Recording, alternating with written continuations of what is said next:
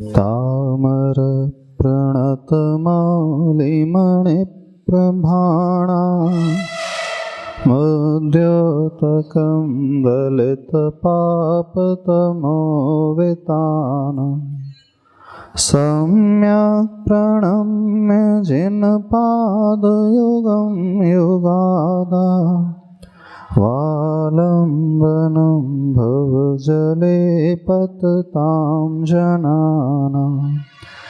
देवादिदेवादिं ब्रह्म श्री आदिनाथ भगवान की, देवादिदेव श्री पार्श्वनाथ भगवान की, पूज्य आचार्य प्रवर श्रीमान तुंग स्वामी महाराज की, गुरुनाम गुरुआचार्य भगवान श्री ज्ञान सागर जी महाराज की, संत शिरोमणि आचार्य भगवान गुरुदेव श्री विद्यासागर जी महाराज की।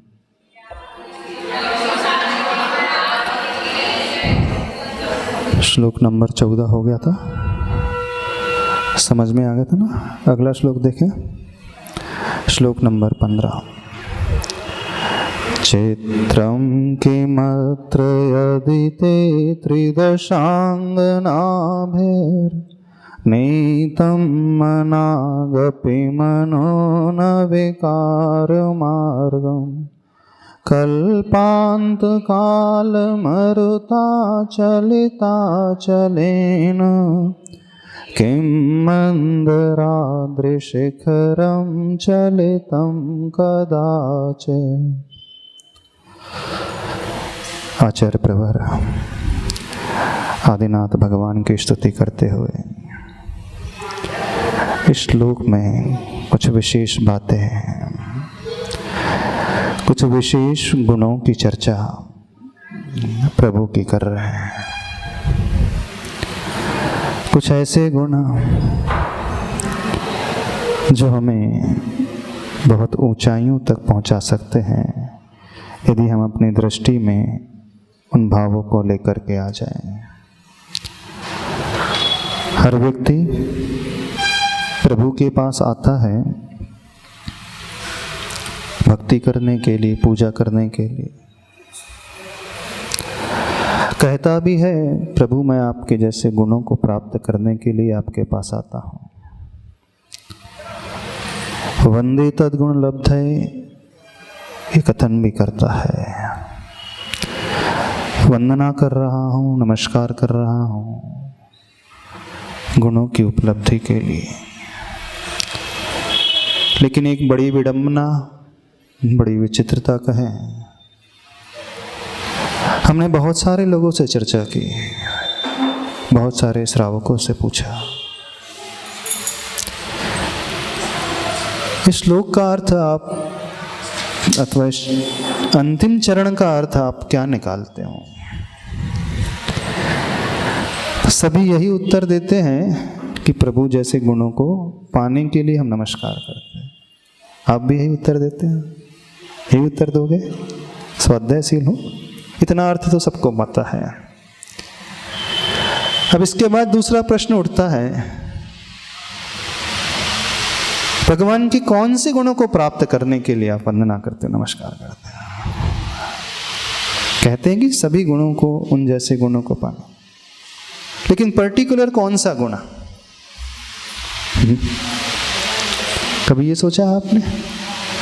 प्रभु के भीतर कितने गुण हैं? अनंत, अनंतानंत। कितने के नाम आप गिना सकते हो? नहीं, सबके नहीं गिना सकते। कितने आपको पता है जो आपकी बुद्धि का विषय है, ज्ञान का विषय है? पता है? थोड़े बहुते पता होंगे कि नहीं पता? हाँ, अनंत चतुष्टय के धनी, अनंत ज्ञान, अनंत दर्शन, अनंत सुख, अनंत वीर। और भी कुछ पता है? नहीं पता? हाँ, 18,000 शील के गुण। अच्छा, जब जब ये कहा जाता है प्रभु के दर्शन, प्रभु की भक्ति की जाती है, तो दृष्टि में कौन सा भाव आता है? कौन से गुणों को लेकर के भाव आता है? पर्टिकुलर है, प्रिसाइज होना चाहिए। यहां पर सामान्य नहीं चलेगा, यहां पे विशेष की बात है। समझने की कोशिश करना। जब आप मार्केट जाते हो, किराने की दुकान में जाते हो, किराने की दुकान में कितनी वस्तुएं हैं, हाँ, क्या क्या भरा रहता है। सुपरमार्केट गए आप, सारे ग्रीन्स, सारे अनाज हैं, तेल है, घी है, मसाले हैं, मिर्च है। तो वहां जाकर के उस शॉप ओनर से क्या कहते हो, क्या डिमांड करते हो? मुझे किराना चाहिए, बताना। मुझे अन्न चाहिए, मुझे तेल चाहिए, घी चाहिए, मुझे मसाला चाहिए, क्या चाहिए? क्या उससे कहते हो? बताओ, कुछ कहते हो कि नहीं? कि किराने की दुकान में जो तुम्हारे यहाँ वो दे दो। हाँ, बोले आपके पास जो जो है सब दे दो, ऐसा नहीं कि हम बहुत बड़े आदमी हैं, हम कमजोर थोड़ी हैं, सब कुछ बांध करके दे दो, ऐसा होता है कभी? कैसा होता है? अथवा मेडिकल स्टोर जाते हो, सपोज केमिस्ट के पास जाकर के दवाइयाँ दे दो मुझे तो। कोई कस्टमर आया, कोई व्यक्ति पेशेंट आया, बोले दवाई चाहिए,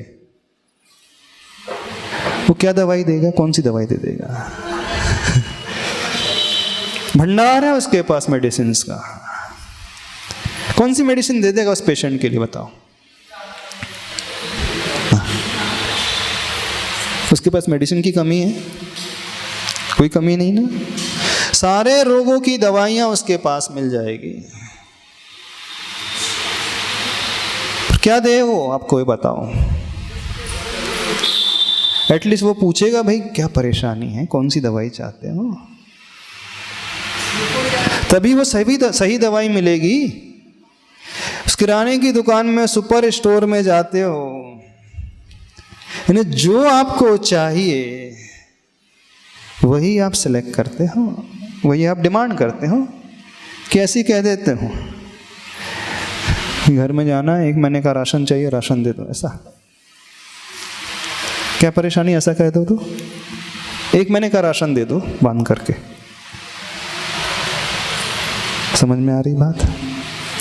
यानी किराने की दुकान में जाएगा व्यक्ति, मेडिकल स्टोर में जाएगा, तो वहां जाकर के वो ऐसा कथन नहीं करता है, वहां जाकर के स्पेसिफिक डिमांड रखता है, मुझे पर्टिकुलर यह वस्तु चाहिए, यह मेडिसिन चाहिए, यह बीमारी है। अब भगवान की पूजा, भगवान की भक्ति जब करने आते हैं तो भक्ति करते हैं। आप कहते हैं कि भगवान जैसे गुणों को पाना है, कौन से गुण को पाना के लिए आप कर रहे हो? क्या मिलेगा आपको? देने वाले के पास सरे हुए हैं, वहां कोई कमी नहीं है, सुपर स्टोर में कोई कमी नहीं है, मेडिकल स्टोर में कोई कमी नहीं, सब कुछ है उसके पास, वो क्या दे? कभी आकर के भगवान से कुछ प्रिसाइसली ये भाव रखा है कि प्रभु मैं आपके उस गुण को चाहता हूं। कभी अपने बेटे से कहते हैं, बड़ा ही बेटे पढ़ाई करना है, थोड़ी देर हिस्ट्री पढ़ ले 2 पेज, थोड़ी देर ज्योग्राफी पढ़ ले 2 पेज, 10 मिनट फिर साइंस का सब्जेक्ट पढ़ ले, फिर 5 मिनट मैथमेटिक्स पढ़ ले, फिर थोड़ा सा ड्राइंग हो, फिर ज्योग्राफी है, फिर सिविक्स है। 1 घंटे में सारे सब्जेक्ट कवर कर लेगा वो, बड़ा इंटेलिजेंट है ना? बड़ा इंटेलिजेंट है आपका बेटा। 5 मिनट इसके लिए, 10 मिनट इसके लिए, 10 मिनट उसके लिए, 2 मिनट उसके लिए, मास्टरी तो हो ही जाएगी उसकी। नहीं हो जाएगी मास्टरी? क्यों नहीं होगी? क्या सारे सब्जेक्ट नहीं चाह रहा वो? उसकी आकांक्षा क्या है? सारे सब्जेक्ट लर्न करना है, सीखना है, समझना है और एग्जाम फेस करना है। तो ऐसा यदि स्टडी का प्रोसीजर वो अडॉप्ट कर ले, क्या होगा आप बता दो? आप ही के साथ यदि ऐसा हो जाए, आप लोग ऐसा करें तो क्या मिलेगा आपको? फर्स्ट तो आ ही जाएंगे, पीछे से फर्स्ट आ जाएंगे। देखना, दुनिया के हर क्षेत्र में व्यक्ति प्रिसाइज रहता है। वो जो चाहता है उसका फोकस रहता है पर्टिकुलर वो सब्जेक्ट। कोचिंग भी लगाता है ना, वो फिजिक्स की अलग लगाएगा, केमिस्ट्री की अलग लगाएगा, मैथमेटिक्स की अलग लगाएगा, बायो की अलग लगाएगा। हाँ, प्राइमरी स्कूल में सेकेंडरी तक तो चल जाता था, एक ही टीचर सब पढ़ा रहा है। थोड़ी देर वो फिजिक्स पढ़ा ले, फिर मैथ्स पढ़ा ले, हिस्ट्री पढ़ा ले। प्राइमरी स्कूल में तो हो जाता है। लेकिन जब ऊपर की अपन बात करते हैं तो वहां ऐसा नहीं होता। होता है? कभी नहीं होता ऐसा। तो हर व्यक्ति संसार के जो भी कार्य करता है बहुत सोच विचार करके, फोकस्ड होकर के, वो जो सीखना चाहता है, जो पाना चाहता है, जो खरीदना चाहता है, हर क्षेत्र में पर्टिकुलर उसको नाम लेता है, उसको कहता है कि मुझे ये चाहिए, ये पढ़ना, ये सीखना है। जब भगवान के पास आ रहे हो आप, भगवान की भक्ति करते हैं, तो कहाँ दृष्टि होती है प्रभु की? प्रभु के और आप जब देखते हो तो कौन से गुण की ओर दृष्टि होती है? सबने कहा ना, वंदे तद्गुण लब्धे। आप जैसे गुणों को प्राप्त करने के लिए मैं वंदना कर रहा हूं, नमस्कार कर रहा हूं। समझने की कोशिश करना एक बहुत बड़ा छलावा है अपने आप से। ऐसा प्रतीत होता है कि हम बहुत कुछ कर रहे हैं, प्रभु के पास आकर के हम भक्ति कर रहे हैं, लेकिन जब तक हम फोकस होना नहीं सीखेंगे सबकी हालत वैसी ही होगी जैसे उस स्टूडेंट की हो रही, उस बच्चे की हो रही है जो सारे सब्जेक्ट्स एक साथ पढ़ रहा है। सारे सब्जेक्ट्स, ऐसा नहीं मेहनत नहीं कर रहा वो, चलो 1 घंटे छोड़ दो, 3 घंटे तक नॉन स्टॉप पढ़ा जा रहा है, सारे सब्जेक्ट पढ़ रहा है, लेकिन थोड़ी देर ये, थोड़ी देर वे, थोड़ी देर वो, थोड़ी देर वो। क्या नेट रिजल्ट क्या आएगा? नेट रिजल्ट नथिंग, कुछ मिलेगा नहीं उसे। यानी इतना हार्डवर्क करने के पश्चात भी, इतनी मेहनत करने के पश्चात भी आउटपुट क्या आया? कुछ नहीं। जो वो चाहता था वो तो मिला ही नहीं, सक्सेस उसे मिली नहीं। धर्म के क्षेत्र में ऐसा ही हो रहा है, नहीं हो रहा। आपको यही नहीं पता आप भगवान से क्या चाह रहे हो, भगवान के कौन से गुण को देख रहे हो। भक्ति की एक बहुत बड़ी बात आपको बता रहे हैं। यदि प्रभु के पास आओ, यदि गुरु के पास आओ भक्ति करने के लिए, तो प्रभु के उस गुण को देखना सीखो जो आप चाह रहे हो। उस गुण के हिसाब से स्तुति भक्ति करना सीखो। जो हमारे भीतर कमी है, फिर देखना क्या आनंद मिलेगा। सारी एनर्जी उसमें लगाना सीखो, सारी ऊर्जा का प्रयोग उस ओर लाना सीखो, अद्भुत पाओगे। और बिना इसके सिर्फ मेहनत करते रह जाओगे। बहुत परिश्रम होगा, बहुत मेहनत होगी, बहुत समय दिया जाएगा, लेकिन मिलेगा कुछ नहीं। और प्राय हर व्यक्ति ऐसी ही मेहनत करने में लगा हुआ है, नहीं लगा? चलो इन पार्शनाथ भगवान के पास आते हैं, रोज रोज इनकी पूजा भी करते हो, आदिनाथ भगवान की भी रोज पूजा करते हो, दर्शन करते हो। कौन सा गुण आपकी दृष्टि में आता प्रभु का? आता है? कौन सा गुण, क्या दिखता है आपको? आपकी दृष्टि कहां फोकस होती है? कहीं होती है कि नहीं होती? किसी की दृष्टि कहीं जाती नहीं है। हाँ, भगवान है, चलो उदक चंदन तंदुल पुष्प के स्वाहा, नीरगंध अक्षतान स्वाहा, शुचि निर्मल नीरम गंध सुअक्षत स्वाहा। आदिनाथ भगवान का अर्घ पढ़ दिया, पार्शनाथ भगवान का अर्घ पढ़ दिया। कभी ये विचार पैदा नहीं होता मन में, आखिर हम कर क्या रहे हैं, कर कैसे रहे। बड़ी विडंबना लगती है जब हम दुनिया को देखते हैं, लोगों को देखते हैं, तो लगता है क्या किया जा रहा है। सब क्रिया में उलझे हैं, सब मेहनत कर रहे हैं, परिश्रम कर रहे हैं, लेकिन इन्हें यही नहीं पता हम क्या कर रहे हैं। पता है? बताओ, पता है? मेहनत तो बहुत है, मेहनत में कोई कमी नहीं है। मेहनत देख करके कोई भी डर जाएगा अपनी, बहुत मेहनत चल रही, बहुत धर्म चल रहा है, बहुत भक्ति चल रही है, लेकिन उस भक्ति का नतीजा क्या निकल रहा है? Ultimately result matters, not the efforts. आपका रिजल्ट काउंट करता है। आपने कितनी कोचिंग पढ़ी, कितने घंटे पढ़ाई करी, ये काउंट नहीं करेगी, करेगी? अब डिग्री ही नहीं है, पास नहीं हुए हैं, कुछ नहीं होगा। अंततो गत्वा क्या काउंट करने वाला है? रिजल्ट क्या मिला, फल क्या मिला? आप लोगों को क्या फल मिला? कुछ नहीं। तो कभी ये विचार नहीं आता हमारी मेहनत किस दिशा में चल रही है।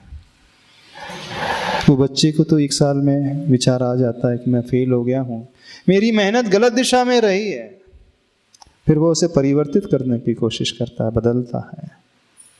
आप लोगों को कितने साल हो गए भगवान के पास आते आते? कितने वर्ष हो गए? 1 वर्ष हो गया? हाँ, कितने साल हो गए बताओ? जिंदगी निकल गई लगता। 30 साल, 40 साल, 50 साल, 60 साल, गिनती नहीं है, याद भी नहीं होगा। तो कभी यह प्रश्न मन में नहीं उठता हमारी मेहनत किस दिशा में चल रही है? किसी के मन में प्रश्न नहीं उठा? प्रश्न उठाना सीखो, भक्ति के तरीके को समझना सीखो, प्रभु के पास आकर के वो खोजना सीखो पर्टिकुलर जो हम चाह रहे हैं।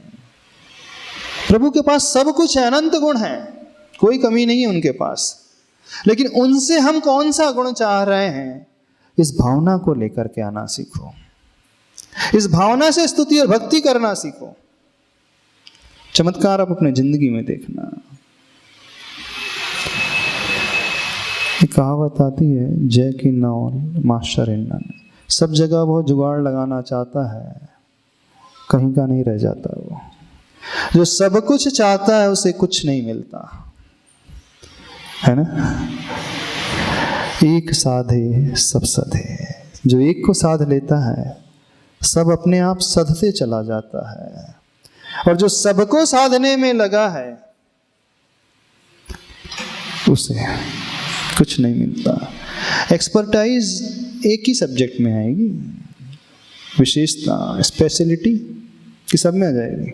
हाँ, डॉक्टर तो बन जाएगा, लेकिन जब स्पेशलिस्ट की अपन बात करते हैं तो ऐसा हो सकता है वो आई का भी स्पेशलिस्ट हो जाए, ENT का भी हो जाए, कार्डियोलॉजिस्ट भी हो जाए, ऑर्थोपेडिक भी हो जाए, सर्जन भी हो जाए, रेडियोलॉजिस्ट भी हो जाए, और न्यूरो सर्जन भी हो जाए, और साइकोलॉजिस्ट भी हो जाए। हमने तो ऐसा डॉक्टर देखा नहीं अभी तक। आप लोगों ने देखा है? हाँ, सारी एक्सपर्टीज उसके पास है, हर फील्ड की। नहीं हो सकता है, वैद्य हो तो हो सकता है, नाड़ी ज्ञान हो तो सारे रोग बता देगा, नाड़ी पकड़ करके हाँ ये परेशानी है। पर जनरल फिजिशियन जो होता है, अथवा जब हम एक्सपर्टीज की हम बात करते हैं तो एक फील्ड अथवा ठीक है 2 फील्ड। कुछ समझ में आ रहा है? नहीं समझ में आ रहा? क्या समझ में आया? तो भगवान के पास आकर उस पर्टिकुलर गुण को लेकर के भक्ति करना सीखो, जो भी आप चाह रहे हो। जो भी हमारी कमजोरी है, जिसमें हम इंप्रूवमेंट चाहते हैं, जिसमें हम विकास चाह रहे हैं, पर्टिकुलर उस गुण को लेकर के भगवान को देखना सीखो। पर्टिकुलर उस गुण को लेकर के भगवान की पूजा करना सीखो। पर्टिकुलर उस गुण को लेकर के भगवान की भक्ति करना सीखो। पर्टिकुलर उस गुण को लेकर के प्रभु के दर्शन करना सीखो। फिर आपको लगेगा कि रिजल्ट मिलता चला जा रहा है। नमस्ते महाराज। मैं भगवान की भक्ति इसलिए करते कि भी भगवान आप जैसे केवल्य की प्राप्ति हो तो सभी गुण अपने आप आ जाए। अच्छा, केवल्य की प्राप्ति हो तो सभी गुण अपने आप आ जाए। पहले हमारे भीतर जो जो कमियां हैं उसको दूर करने के लिए प्रभु को उस गुण सहित हम देखना सीखें। भक्ति करना सीखो, थोड़ा सा दर्शन करना सीखो। हमें जो लक्ष्य साधना है, अन्य सबको गौण करना पड़ता है। अर्जुन को उस वृक्ष में सिर्फ अपना लक्ष्य नजर आ रहा था। वृक्ष में हजारों नहीं लाखों पत्तियां होंगी, बहुत सारे पुष्प हैं, फूल हैं, फल हैं, टहनियां हैं, पक्षी बहुत सारे हैं, पर उसकी दृष्टि में सब कुछ होते हुए भी सिर्फ एक ही नजर आ रहा था। वस्तुएं सारी वहीं थी। भगवान के भीतर सारे गुण हैं, लेकिन हम क्या चाह रहे हैं प्रभु से? समझ में आ रहा है? नहीं समझ में आ रहा है? तो प्रभु को इस दृष्टिकोण से देखना सीखो। सबसे अच्छा तरीका है, जो हमारी कमी है हम उस कमी से कैसे ऊपर उठ सके, उस गुण को पाना है मुझे। बस उस गुण को लक्ष्य में रख करके प्रभु के दर्शन, भक्ति, पूजन करना से देखना चमत्कार। बाकी गुणों को नदारद कैसे कर सकते? लेकिन बाकी गुणों को नदारद, अच्छा, इग्नोर कैसे कर सकते हैं? हम इग्नोर करने की नहीं बात है। यदि अर्जुन चिड़िया को भी देखता रहता, पत्ती को भी एक साथ उसी समय देखता रहता, फल को भी देखता है, टहनियों को भी देखता है, अन्य जीव जंतु सुरक्षा में उन्हें भी देखता रहता, तो क्या होता? लेकिन लक्ष्य और गुणों में तो अंतर है। तो आप क्या कहते हो? वंदे तद्गुण लब्ध है ना। हाँ? एक साथ सब कुछ मिल ही नहीं सकता दुनिया में। एक एक करके, स्टेप बाय स्टेप, उसके बाद वो प्राप्ति होगी। हम सबको देखेंगे तो कुछ मिलेगा ही नहीं। फोकस होना सीखो तो आप मार्केट में, मेडिकल स्टोर में जाकर के सारी दवाई मांग लोगे क्या? हाँ, ये सारी दवाई दे दो, कोई ना कोई तो लगी जाएगी, है ना। तो पैरासीटामोल भी है, निमोनिया की भी है, हेडेक की भी है, पेन किलर भी है, शुगर की भी है, टीबी की भी है, जो जो है सारी खा लो, कुछ ना कुछ तो फायदा होएगा। हो जाएगा ना? नहीं हो जाएगा, कुछ ना कुछ तो लगी जाएगी।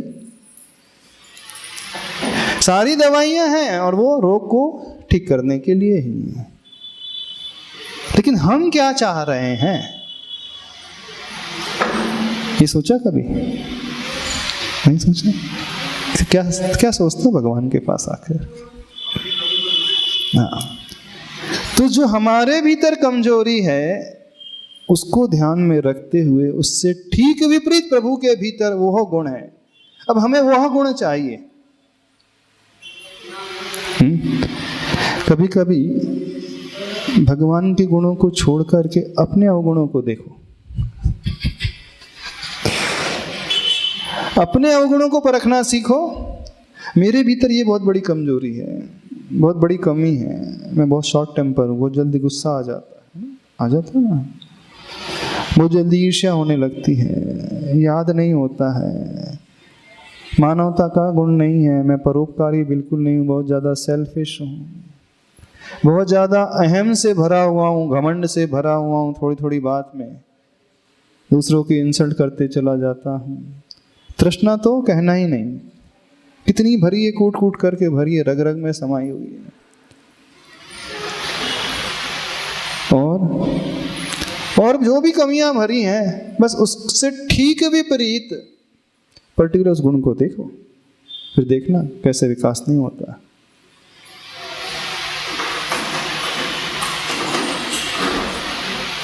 बिल्कुल होगा विकास, अवश्य होगा। और रोज रोज हम वो चाहेंगे, अब हम फोकस्ड होने लगे, हमने अपना ध्यान उसी ओर केंद्रित करना प्रारंभ कर दिया। जब ध्यान उस गुण की ओर हो गया प्रारंभ, तो हम अपनी कमियों को धीरे धीरे दूर भी करते चले जाएंगे। विकास ऐसे होता है, अपलिफ्टमेंट ऐसे होता है, सामान्य तरीके से नहीं होता है। समझ रहे हो नहीं समझ रहे हैं? चलो श्लोक नंबर 15, क्या है इसमें भाव? क्या दिलाने वाला है ये श्लोक? क्या बताने वाला है श्लोक? सबसे बड़ी कमजोरी है व्यक्ति अपने स्वभाव में नहीं रहता है, अपने शील में नहीं रहता है। जो अपने स्वभाव में लौटना चाहता है, जो अपने शील में आना चाहता है, उन सब के लिए यह श्लोक बहुत महत्वपूर्ण है। वो दृढ़ता को दिलाने वाला, उस स्वभाव को प्राप्त कराने वाला, वो अचलता को दिलाने वाला। सबसे बड़ी कमजोरी कौन सी जानते हैं? व्यक्ति शील में स्थित नहीं रहता, यानी अपनी आत्मा में स्थिर नहीं रहता। वो बाहर ही सुख को खोजता है, दूसरों में सुख को खोजता है, अब ब्रह्म में ही वो लगा हुआ है।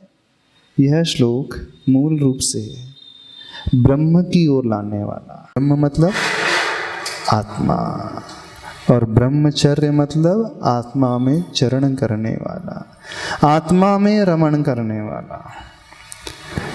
तो जिसे शील व्रत पालने में बहुत कठिनाई होती है ना? नहीं होती? सबको होती? मन जो है चंचल हो उठता है, मन इधर उधर की चाह पैदा करने लगता है। जो अपने भीतर उस स्थिरता को लाना चाहता है, ये श्लोक बहुत महत्वपूर्ण है। इस गुण को लेकर के प्रभु की भक्ति करो। चमत्कार आप अपनी जिंदगी में देखना। आदिनाथ भगवान को कैसे देखना? पता है कैसे देखना? जैसे आदिनाथ प्रभु नीलांजना को देख रहे थे। हाँ, क्या पूछना? कैसे देखना आदिनाथ भगवान को? जैसे उस नीलांजना को देख रहे थे। क्या अर्थ हुआ इसका? क्या अर्थ हुआ? बताओ क्या अर्थ हुआ? देख तो रहे थे, लेकिन क्या देख रहे थे? हाँ, जबकि उस समय भगवान नहीं थे, उस समय तो मुनि भी नहीं थे। मुनि भी नहीं थे उस समय। उस समय तो वो राजा थे। लेकिन दृष्टि कौन सी है, उसकी हम बात कर रहे हैं। क्योंकि हमें भगवान को ही नहीं, भगवान की पूरी यात्रा को देखना चाहिए, जहाँ से चलकर के वो भगवान बने। क्योंकि भगवान एक दिन में नहीं बन गए, वे एक ही दिन में बन गए थे? नहीं बने थे। जीरो से लेकर जो उन्होंने यात्रा शुरू की है, उस पूर्व अवस्था से और जब तक वो भगवान नहीं बने उस अवस्था तक, कभी प्रभु को ऐसा भी देखा करो। ऐसा देखते हो? आप तो देखते ही नहीं हैं। आप लोग तो पता नहीं क्या देखते, तो हमें भी नहीं समझ में आता। बड़ा आश्चर्य होता है जब हम देखते हैं कि लोग भगवान को देख रहे हैं, लेकिन क्या देख रहे हैं ये समझ में नहीं आता। तो क्या देखते हो आप लोग भगवान में? तो महाराज जी और क्या देखना, हमको कुछ समझ ही में नहीं आता क्या देखना। ऐसा तो नहीं, भगवान को देखते हैं और काव्य पढ़ लेते हैं, स्तोत्र पढ़ लेते हैं, हाथ जोड़ लेते हैं, बस। हाँ, दर्शन पाठ पढ़ लेते हैं। अच्छा, ये श्लोक पढ़ते समय, श्लोक नंबर 15, चित्रम किमत्र यदिति त्रिदशांगनाभिर नीतम मनाग अपि मनो न विकार मार्गम। क्या अर्थ है इसका? त्रिदश अंगना भी, त्रिदश का अर्थ होता है स्वर्ग, देव, और अंगना का अर्थ होता है देवों की वल्लभा, देवी, अप्सरा समझ लो, देवी समझ लो। चित्रम किम अत्र यदि त्रिदशंग अंगनाभि नीतम मनाग अपि न मनोविकार मार्गम। अर्थ तो लिखा हुआ है, अर्थ हम पढ़ाएं, क्योंकि 20 श्लोक तक हम ज़्यादा अर्थ नहीं पढ़ाने वाले, 21 से हम अर्थ शुरू करेंगे, क्योंकि वो हम भाव समझा रहे हैं, अर्थ साहब इससे देख लेना। शॉर्ट में सिर्फ थोड़ा सा अर्थ बताते हैं। मनाग अपि, मनाग का अर्थ होता है रंच मात्र भी, अल्प भी, थोड़ा भी। क्या? मन जो है उनका विकार मार्गम न नीतम, विकार के मार्ग में नहीं ले जाया गया, थोड़ा भी नहीं। यानी मन में रंच मात्र भी विकृति पैदा नहीं हुई। कब नहीं हुई? देवांगनाओं के उपस्थित रहने पर। यह कितना बड़ा आश्चर्य है प्रभु, आश्चर्य तो है। व्यक्ति का मन विकृत हो जाता है, कोई रहे ना भी तो हो जाता, कोई ना भी रहे तो हो जाता, ख्यालों में नहीं होता। मन की विकृति आने के लिए क्या कोई आवश्यक है कि वो सामने ही रहे तो ही मन में विकार आता हो? बताओ हमें कैसा होता है? क्या उपस्थिति में ही विकार आता है? अनुपस्थिति में भी आ जाता है। यानी आज जो दशा है, आज जो स्थिति है, वो कैसी स्थिति है? व्यक्ति सामने प्रेजेंट ना भी रहे, उपस्थित ना भी रहे, एकमात्र वह सोच करके भी अपने आप को विकृत कर देता है। कर देता है? नहीं कर देता है। और एक दूसरी दशा है, सामने वाला प्रेजेंट है, हाव भाव सहित है, और वह विकृत नहीं हो रहे। दोनों ही एक्सट्रीम अति वाली स्थिति है। एक स्थिति वो है जहां कोई नहीं है, निमित्त नहीं है, निमित्त के अनुपस्थित रहने पर भी वह सोच करके मन में विकृति ला लेता है।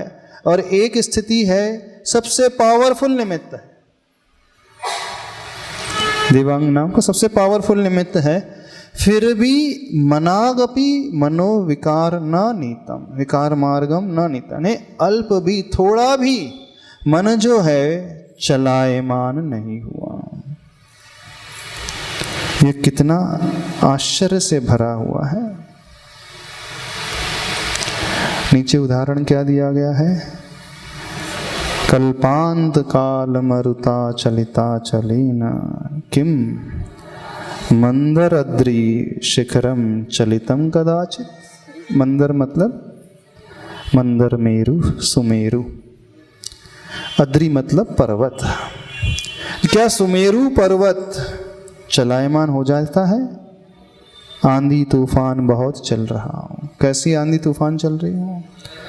जो प्रलय को उत्पन्न करने वाली, कल्प काल के अंत में जैसा प्रलय आता है, धरती नष्ट हो जाती है, ऐसा तूफान, ऐसी बारिश, ऐसी आंधी, बड़े बड़े भवन ढह जाते हैं, बड़ी बड़ी बिल्डिंग्स नष्ट हो जाती हैं, सब कुछ नष्ट हो जाता है।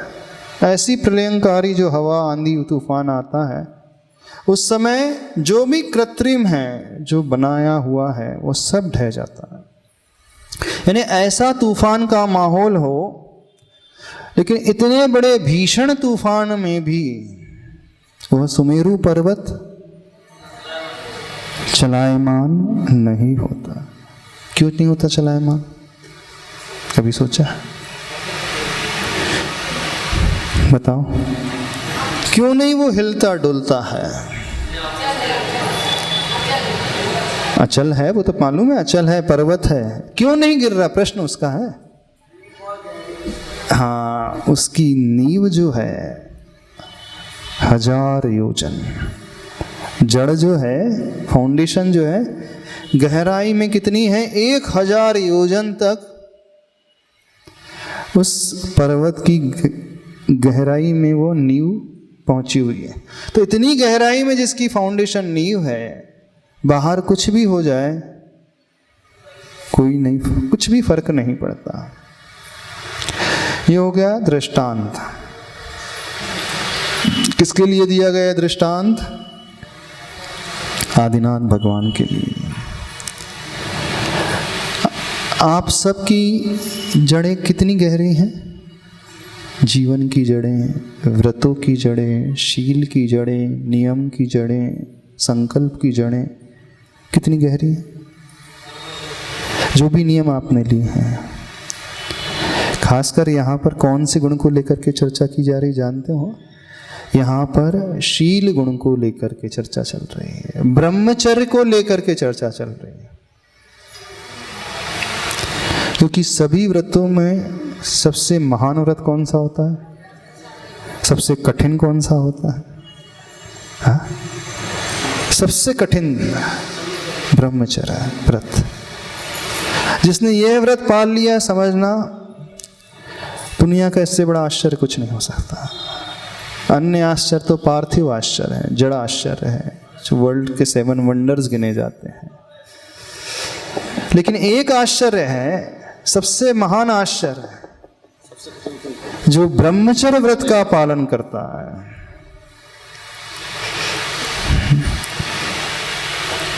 काले कलौ चले चित्ते देहि चान्नादि कीटके ईतच्चित्रम यदत्यापि जिन रूप धरा नरा। खासकर पंचम काल में काले कलौ, कलिकाल। कौन सा काल है? कलिकाल। चले चित्ते, चित्त कैसा है? चलायमान, चंचल है। देहे च अन्नादि कीटके, शरीर कैसा है? अन्न का कीड़ा है। दिखना, एतत् चित्रम, फिर भी यह विचित्रता की बात, आश्चर्य की बात है, यद अद्यापि, जो आज भी मानव उस शील व्रत को धारण करके चल रहा है, जिन रूप को, दिगंबर रूप को धारण करके चल रहा है। पंचम काल की बात लिखी गई है। यानी पंचम काल में सबसे कठिन क्या होता है? कली काल में सबसे कठिन क्या होता है? कली काल का अर्थ जहां भौतिकता की चकाचौंध चारों तरफ, जहां दृष्टि ले जाओ सिवाय क्या दिखता है? हाँ? विषय कषाय के अलावा कुछ दिखता है? मन को बहलाने के अलावा और कोई साधन नजर आते हैं? कि पूजा के साधन नजर आते हैं, मंदिर नजर आते हैं, आप दृष्टि खोलते हो, गुरु नजर आते हैं, क्या नजर आते हैं? आत्मा की ओर ले जाने वाले साधन नजर आते हैं कि आत्मा से बहिर्मुख ले जाने वाले साधन नजर आते हैं? कौन से साधन नजर आते हैं? आत्मा से बाहर, यानी शरीर में रमाने वाले साधन ही नजर आते हैं, आत्मा में रमण करने वाले साधन नजर नहीं आते हैं। यानी ऐसे निमित्त चारों तरफ भरे हुए हैं कलिकाल में। दो चीजों की बात चल रही है, एक उस एनवायरनमेंट की बात चल रही है और निमित्तों की बात चल रही है कि चारों तरफ का माहौल इस प्रकार का है, व्यक्ति चाहे तो भी अपने कंट्रोल अपने पर नहीं रख पाता। रख पाते हैं? नहीं रख पाते ना। कई लोग नियम ले लेते हैं फिर भी कंट्रोल नहीं हो पाता, संकल्प ले लेते हैं फिर भी दृढ़ता नहीं रह पाती ना, मन चलाए हो जाता है, चंचल हो जाता है कि नहीं? क्यों हो जाता है? संगति के कारण। चारों तरफ का माहौल इस प्रकार का है, फ्रेंड सर्कल इस प्रकार का है कि वो अच्छा रहना भी चाहे तो फ्रेंड्स उसे ऐसे मिल जाते हैं कि उसे बहा करके ले जाते हैं। ऐसे ही कि नहीं है? नहीं, वो सोचता तो है कि मैं बहुत अच्छे से रहूं, संकल्पित रहूं, मेरा आचरण बहुत अच्छा रहे, निर्मल रहे, मैं कहीं भटकूं नहीं, कोई गलत कार्य ना करूं। लेकिन जहां उसकी आंख खुलती है वहां क्या नजर आता है? जैसी आपकी आंख खुलती तो क्या नजर आता है आपको? दुनिया नजर आती कि नहीं? कर लो दुनिया मुट्ठी में, मोबाइल।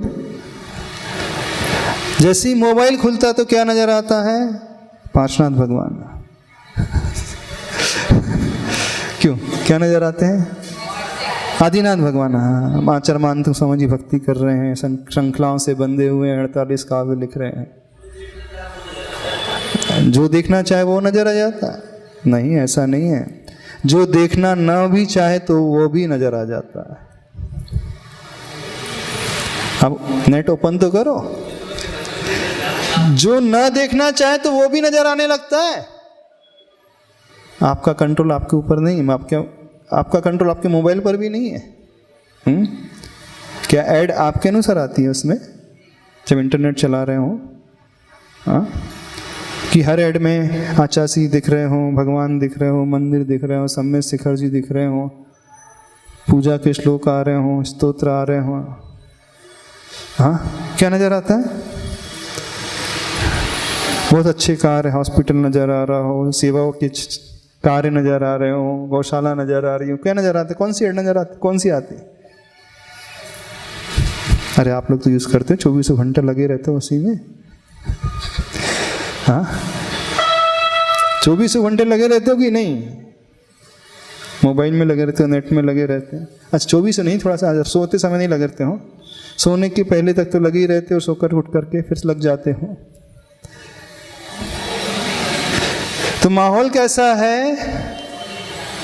भटकने वाला माहौल, भटकाने वाला है। नहीं, निमित्त ही इस प्रकार के हैं कि अच्छे अच्छे महारथी भी फिसल जाएं, अच्छे अच्छे नियम लेने वाले भी डगमगा जाएं। सामान्य की बात नहीं कर रहे, विशेष लोगों की बात कर रहे हैं, तपस्वियों की भी बात कर रहे हैं, साधकों की भी बात कर रहे हैं, क्योंकि चारों तरफ का निमित्त इस प्रकार का है कि जिसकी दृढ़ता भीतर से मजबूत ना हो, बहुत ज़्यादा संभावना गिरने की है। बारिश आ रही है, चारों तरफ कीचड़ ही कीचड़ है, और मिट्टी में आपको चलना हो, एकदम चिकनी मिट्टी है, काली मिट्टी है, रास्ता ही नहीं, रास्ता खेत वाला है। और बारिश गिर रही है लगातार, और उसी मिट्टी पर कदम रखते हुए जो बहुत स्लिपरी है, फिसलन सहित है, चल पाओगे? हाँ, गिरने की संभावना बहुत अधिक रहेगी। उस समय कौन संभाल पाता है अपने आप को? जो बहुत धीरे धीरे कदम जमाता है, एक कदम जब देख लेता कदम जम गया, फिर वह दूसरा कदम उठाता है। कभी अनुभव किया हो खेत में जाकर के, गांव के रास्ते में, तो पहले वो ये आगे वाला कदम रखता है, जमाता है, फिर दूसरा कदम उठाता है, जब देखता है फॉर्म हो गया, हाँ अब दूसरा कदम आगे उठाओ। तो वो उस फिसलन भरे, माटी भले रास्ते, भरे हुए रास्ते में भी नहीं गिर पाएगा, और जो इधर उधर देख करके चल रहा है, बातें करते हुए चल रहा है, वो गिरे बिना रहेगा ही नहीं, क्योंकि रास्ता ही इस प्रकार का है, मिट्टी ही मिट्टी है, वो भी गीली मिट्टी और चिकनी मिट्टी है। तो आज पंचम काल का माहौल कैसा है? चिकनी मिट्टी है, गीली मिट्टी है, पानी से पानी ही पानी आ रहा है, और इतने ही नहीं है, कुछ धक्का देने वाले भी पीछे और है कि नहीं? कुछ बहलाने वाले भी और हैं जो हमारा उपयोग बदल देते हैं, मन डाइवर्ट कर देते हैं, है कि नहीं है? अब ऐसा कलिकाल है, ये तो परिस्थिति ऐसी हो गई। दूसरी बात बताई जा रही है, मन की बात, चित्त की बात। चित्त जो है अपने आप में चंचल है, मन स्थिर रहता है। बंदर कभी स्थिर बैठ सकता है? नहीं बैठ सकता। यदि और उस बंदर ने शराब पी ली हो, मान लीजिए उसके हाथ में कोई बोतल लग जाए और वो पी ले, क्या हालत होगा? बताओ क्या हालत होगी? फिर तो और ज़्यादा खतरनाक स्थिति हो जाएगी और उस पर बिच्छू और डंक मार दो उसे। वैसे ही बंदर चंचल है, शराब उसने पी ली और चंचलता, और बिच्छू और डंक मार दे, फिर तो कहना ही क्या। आज वर्तमान की स्थिति, डंक मारने वाले बिच्छू भी बहुत हैं, फुसलाने वाले लोग भी बहुत हैं, भटकाने वाले लोग भी बहुत हैं, और नेचर तो बंदर जैसे है ही, मन तो बंदर जैसा है। वो स्वयं उछल कूद अपने आप करते रहता है और संगति अपने आप मिलते चले जा रही है। और मोबाइल रूपी बिच्छू आपके हाथ में आ गया, नहीं आ गया? मोबाइल रूपी बिच्छू, उस बंदर ने स्वयं अपने हाथों में बिच्छू उठा लिया हो, अब उसकी क्या हालत होगी? और उठाया ही नहीं है, बड़े प्रेम से सहला रहा है, हाँ, उसी से खेलने लगे, उसी को पकड़ने लगे, उसी को मारने लगे, उसी को सताने लगे, तो नियम से बिच्छू तो डसेगा ही। अब आप उसी मोबाइल से खेल रहे हो, दिन रात उसी में लगे हो। क्या भक्ता हमारे सब सुनते हो? इसमें से प्रवचन सुनते होंगे, बहुत धार्मिक हो यहाँ के लोग, हमेशा उसमें प्रवचन ही सुनते होंगे, सोशल मीडिया में जाकर के वीडियो क्लिप्स देखते होंगे, बड़े बड़े स्पीकर्स के मोटिवेशनल स्पीच सुनते होंगे। क्या सुनते हो, क्या देखते हो? बता दो हमें। क्या? मंदिर के दृश्य, भगवान की मूर्तियाँ, गुरु के कुछ प्रवचन, कुछ भजन, नहीं तो फिर क्या? हाँ, कभी कभी जब थक जाता है व्यक्ति, चलते चलते इधर उधर भटकते भटकते, थोड़ी देर अब रेस्ट कर लो तो कुछ है, अब बहुत पाप कर ली दिन भर में, अब थोड़ा सा धर्म कर लो, थोड़ा सा धर्म कर लो, थोड़े से प्रवचन सुन लो, थोड़ा सा स्वाध्याय कर लो, थोड़ी सी भक्ति कर लो। ऐसे ही है? नहीं है। यानी ऐसी परिस्थिति, चित्त चंचल है और यह शरीर अन्न का कीड़ा है। ऐसी परिस्थिति होते हुए भी कोई उस दिगंबर रूप को धारण कर रहा हो, उस शील व्रत का पालन कर रहा हो, उस ब्रह्मचर्य को लेकर के चल रहा हो। आवाज पहले ठीक थी, अब बंद हो गई। ऐसी स्थिति में वो कुछ चल रहा हो तो क्या होगा? सबसे बड़ा आश्चर्य इस संसार का, पंचम काल का, प्रॉपर कर दो उसको। छिड़ क्यों रहे हो उसे? सही था वो? क्या हुआ? समझ में आ रही बात? नहीं आ रही? आवाज आ रही? नहीं आ रही? नहीं आ रही आवाज? हाँ, पूछना है कुछ? हाँ बोलो। अब इन आदि प्रभु से हम क्या चाह रहे हैं? गला खींचना व्यवस्थित। ओम, हाँ ठीक है। इन आदिनाथ भगवान से हम क्या चाह रहे हैं? तो हम कह रहे हैं यदि हम शील व्रत को पालना चाहते हैं तो प्रभु की भक्ति, प्रभु की पूजा किस गुण की ओर दृष्टि रखते हुए करना? क्योंकि सबसे कठिन है शील का पालन करना। तो आदिनाथ भगवान की भक्ति पूजा जो है ऐसी भावना रखते हुए करना। धन्य है प्रभु आपका अखंड अघोर ब्रह्मचर्य व्रत, आपका अखंड शील व्रत। बस उसको पाने के लिए मैं आपके चरणों में भक्ति करने के लिए आया हूँ। श्लोक पढ़ने के पूर्व, उच्चारण करने के पूर्व पहले ये सोचना सीखो। इस कारण हमने सर्वप्रथम उदाहरण दिया था, मेडिकल स्टोर में जाकर के केमिस्ट से दवाई नहीं मांगी जाती है, पहले उसे जो डॉक्टर ने प्रिस्क्राइब किया है मेडिसिन वह दी जाती है स्लिप। यदि हमारे भीतर क्षमता नहीं है कि कौन सी मेडिसिन मांगना, तो आप डॉक्टर के पास चले जाते हो, डॉक्टर आपको डायग्नोस करके प्रिस्क्रिप्शन लिख करके दे देता है। यदि शक्ति नहीं है, क्षमता नहीं है, तो किसी से पूछ लिया करो थोड़ा सा कि भगवान की भक्ति कैसे करें, भगवान की स्तुति कैसी करें, क्या चाह रखते हुए उन्हें देखें, उनकी पूजा करें। इसलिए कुछ नहीं मिलता भगवान से। ओम। हाँ महाराज जी नमोस्तु।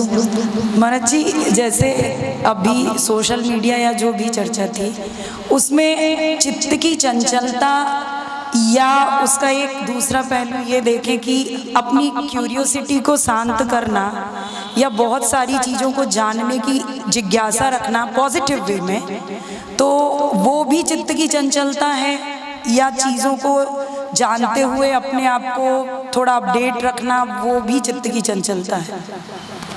उद्देश्य पर आधारित रहता है। इंटेंशन के ठीक कर दो ना आवाज, इसकी व्यवस्थित छेड़ क्यों रहे हैं बार बार।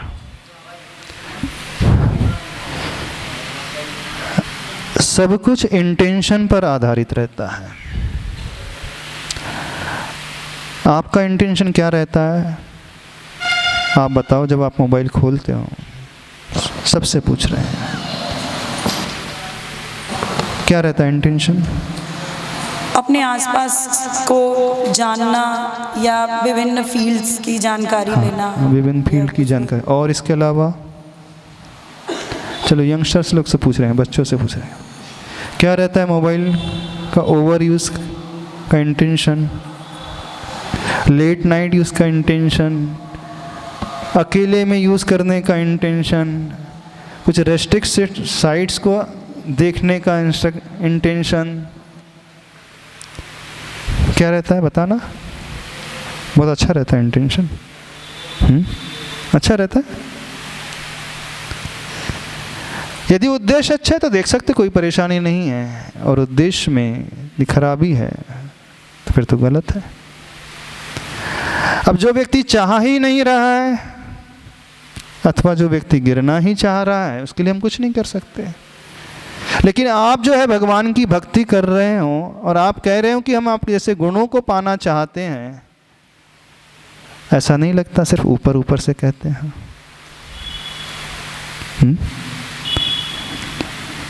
अर्घ्य चढ़ाते समय, श्लोक पढ़ते समय, श्लोक नंबर 15 पढ़ते समय ऐसा नहीं लगता कि फॉर्मेलिटी कर रहे हैं? नहीं लगता। महाराज जी सोचता ही कौन है इतना, हम क्या कर रहे हैं। विचार ही कौन करता है। तो ये विचार करना भी सीखो। जो श्लोक आप पढ़ रहे हो उससे मुझे क्या मिलने वाला है, मैं क्या चाह रहा हूं, और प्रभु के उस गुण को ध्यान में रख करके फिर पढ़ना, फिर बहुत ज़्यादा लाभ प्राप्त होगा आपको।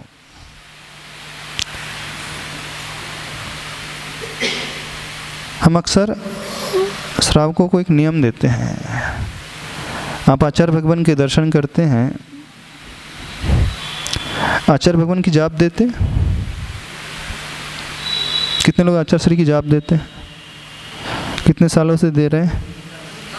10 सालों से, 1 साल से है, 2 साल से है। जाप देने से क्या मिला बताना? आप सामान्य तरीके से दे रहे हैं, पुण्य तो मिलता है, नो डाउट, उसमें संदेह नहीं है।